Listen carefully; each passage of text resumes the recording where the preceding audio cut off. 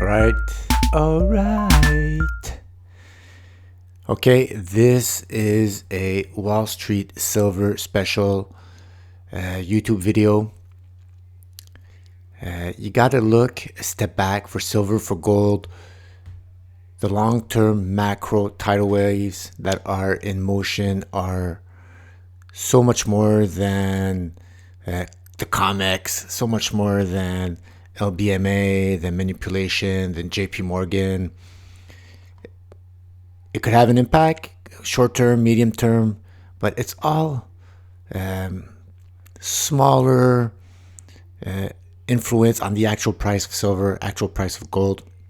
Because the charts I'm going to outline, I'm going to show you right now, should really give you some views that the moves in silver is so much more than daily stuff. So it makes great people. They do podcasts and we talk about debate. Oh, it's moving and we're going to bust the COMEX. There's contango, backwardation, but all that, it's noise. So I had fun with the big macro drivers. So the ones I've identified were the Fed fund rate, whether it be the one driving the inflation or controlling it, or maybe just a reflection of it and it has to adapt to actual inflation or deflation, and then the Fed fund rate naturally follows that. So that's one of the correlating charts we could look at to see how silver behaves. There's the M2 money supply. Some guy, I use M1, but some people had issues with the M1. Even with the M2, the exercise is still the same. And this is the chart. We'll start with the third and final one first. This is my rabbit hole with the federal surplus or deficit. So here, it's super skinny right here, the federal surplus or deficit. And when you look at that, it's flat.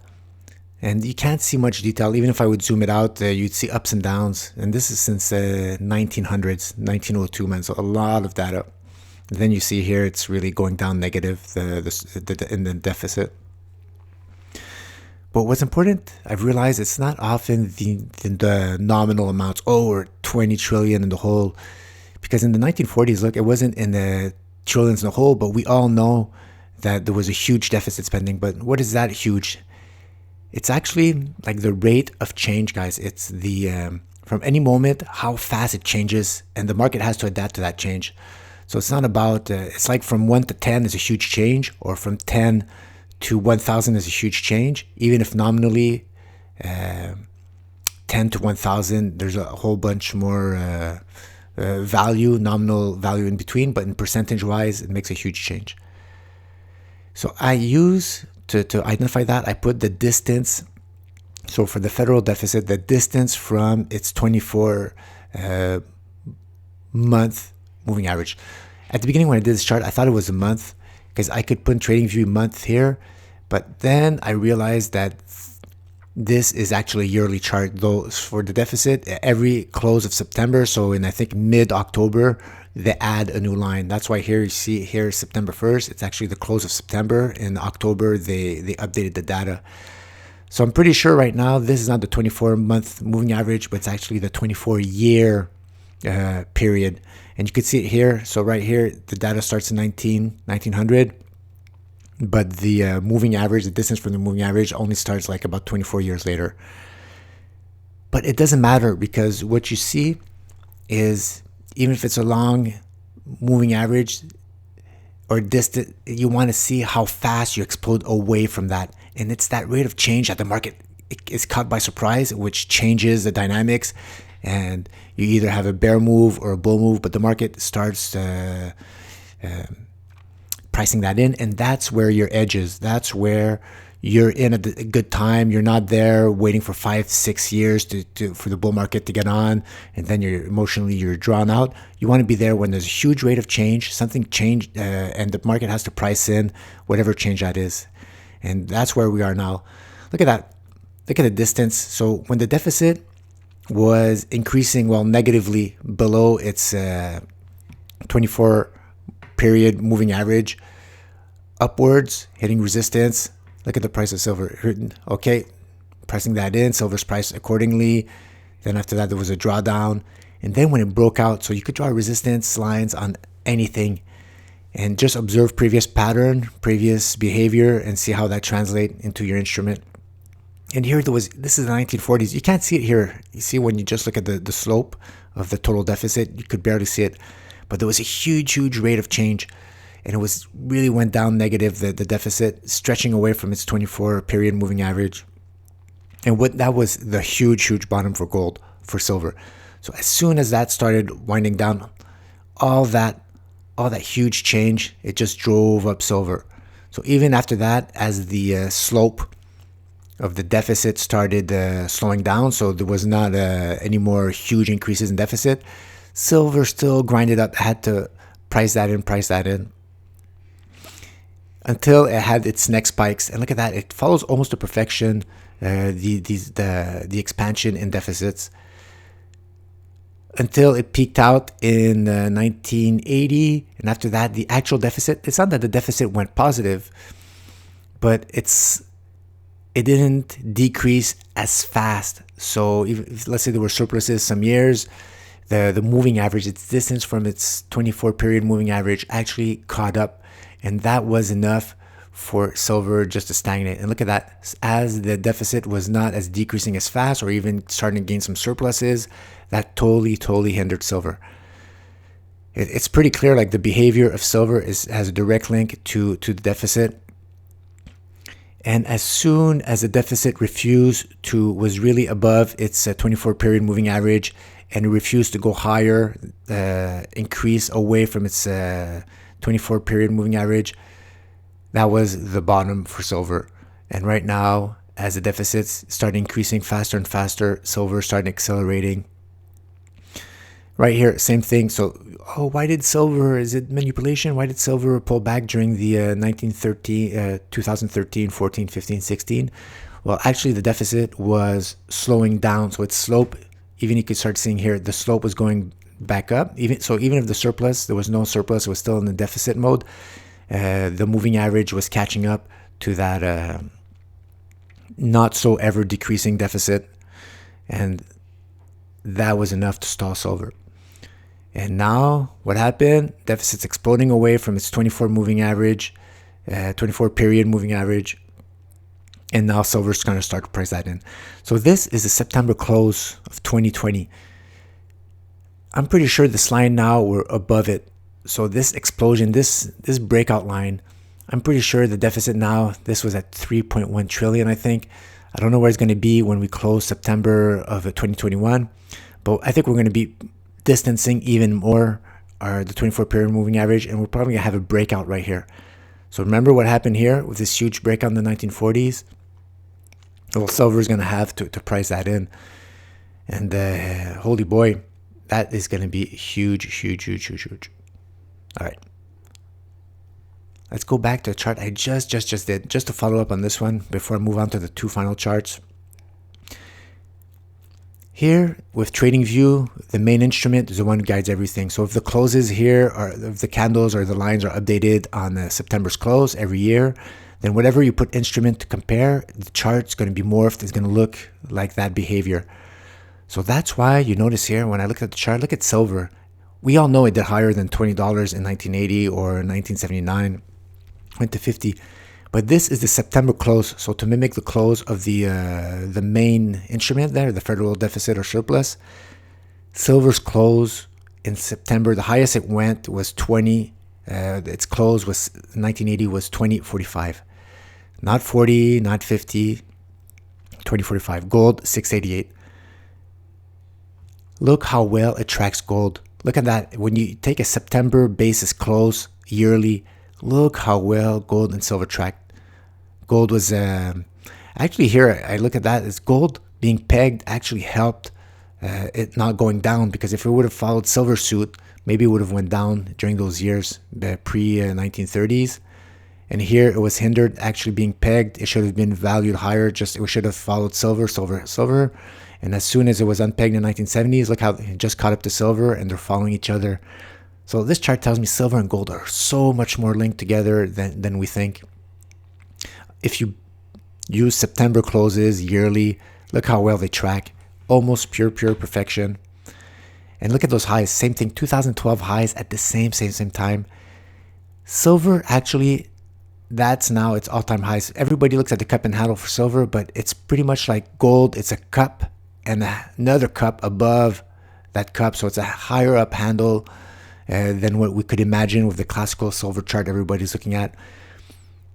Its all-time yearly September close defined highs at 34.48, and silver and gold 1771. Gold last year closed at 1885. So gold already broke out, confirmed above its small cup here or handle, whatever you want to call it. It's already closed back above that.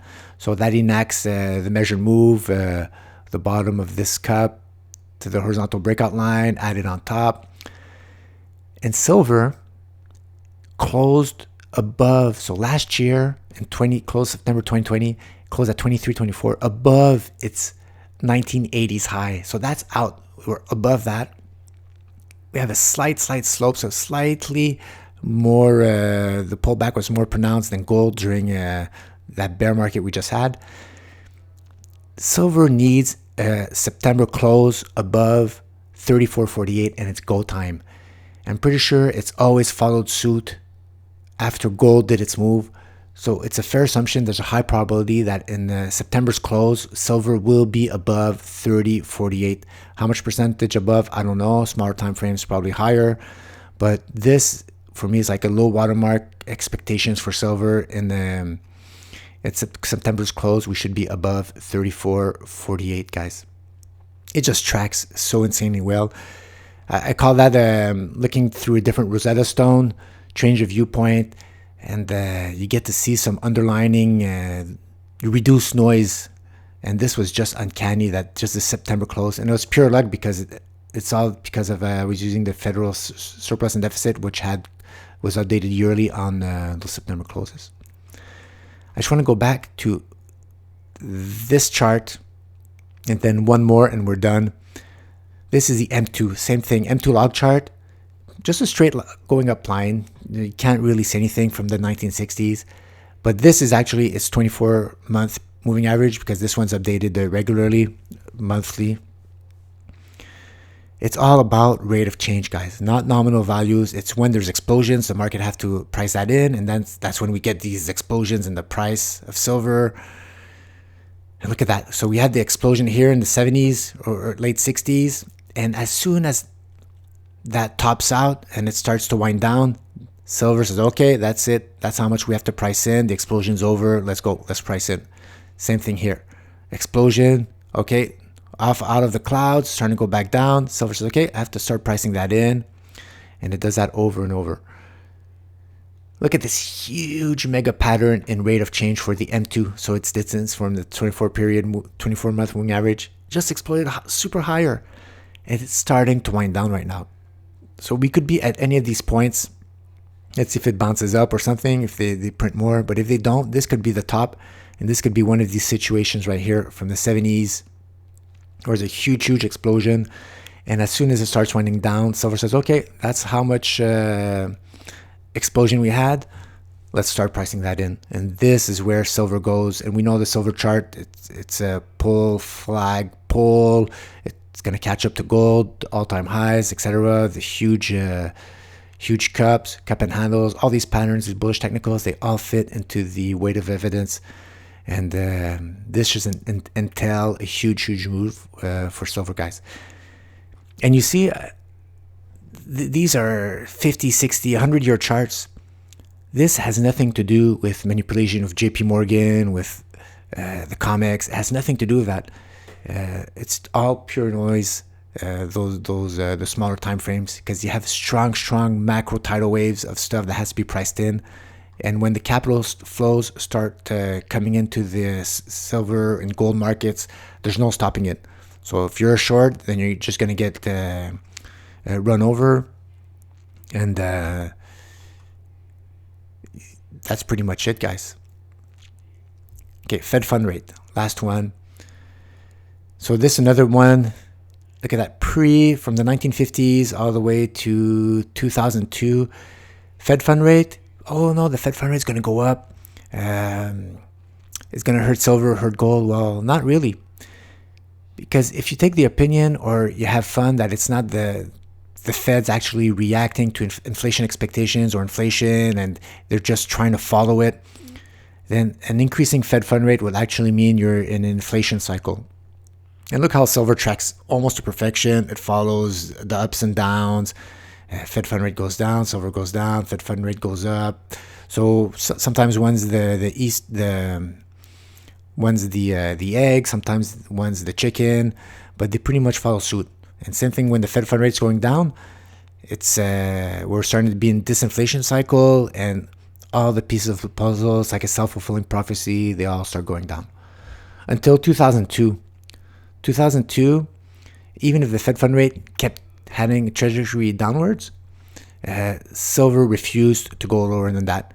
So other elements came in, maybe the deficit expanding, maybe the M2 money supply expanding, inflation expectations. So there's a whole bunch of moving parts. But at this stage, this is like a hidden bullish divergence, or silver refused to go down even if the rates, the inflation cycle was going down. It's almost like silver's telling you the Fed should have been increasing rates higher. So even if here they start increasing the rates in 2006, you see how silver jacks up? It loves those increasing rates right there.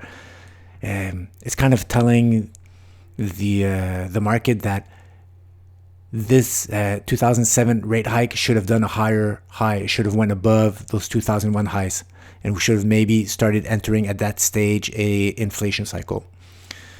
But that's not what's happening right now. We're going down, crashing down. And silver and gold, guys, have been going up in a disinflation cycle. Each time there's inflation upticks or reflation, they've been going up, not giving up those highs. Gold's very close to its all-time highs. It went to 2000 amidst a disinflation cycle. So imagine when we come back full circle and the Fed, like the 1940s, 50s, starts doing a re-hike of the cycle. It's just going to be insane. So these type of moves, man, they're like almost baked into the cake. We're at the low watermark right now for precious metals. It's just going to be insane, right, guys? So I hope you enjoyed this video. Try to keep it short, and hang in there, guys. Whatever you think, there's huge macro tidal waves that are going to swoop this up on the long term. And eventually, if you're not over leveraged and you're able to survive those drawdowns, that volatility on the daily, weekly, and even sometimes monthly time frames, there's huge moves coming right up ahead, guys. All right. Take care. Ciao, guys.